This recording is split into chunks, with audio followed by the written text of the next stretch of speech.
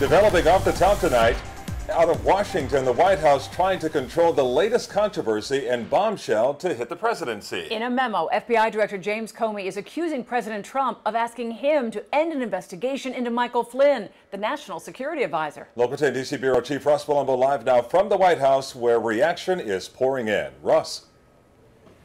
Well, Lori and Calvin, the White House tonight flatly denies that new allegation. The president isn't speaking or even tweeting tonight, but the White House has put out a statement. Take a look. It says, quote, "The president never asked Mr. Comey or anyone else to end any investigation, including any investigation involving General Flynn. This is not a truthful or accurate portrayal of the conversation between the president and Mr. Comey." The statement aside, though, there is still big concern tonight on Capitol Hill.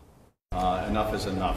Congress really needs to get to the bottom of this. The second shocking allegation surrounding the president in 2 days. That would be troubling. For me to act like it's not a concern would be remiss on my part. Senator Bill Nelson saying, if true, it does not look good for the White House. It's clear to me that the president is a liar and that he has surrounded himself with people who are willing to say whatever they need to say to support his lies. All after the New York Times says Trump asked former FBI Director James Comey to end the investigation into National Security Advisor Michael Flynn. That's a very serious matter. If true, serious enough to be obstruction of justice. The Times says Comey wrote a memo right after meeting with the president, writing that the president said, "I hope you can see your way clear to letting this go, to letting Flynn go. He's a good guy. I hope you can let this go." Are we getting closer and closer to the possibility of yet another impeachment process?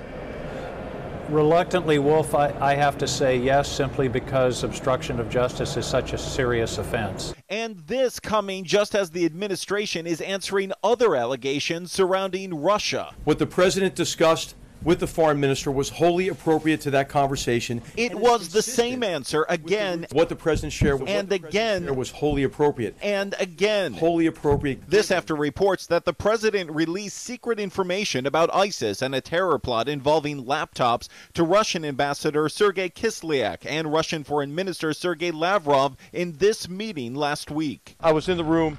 It didn't happen. After first issuing a blanket denial last night, today the White House no longer denying information was released. I was in the room.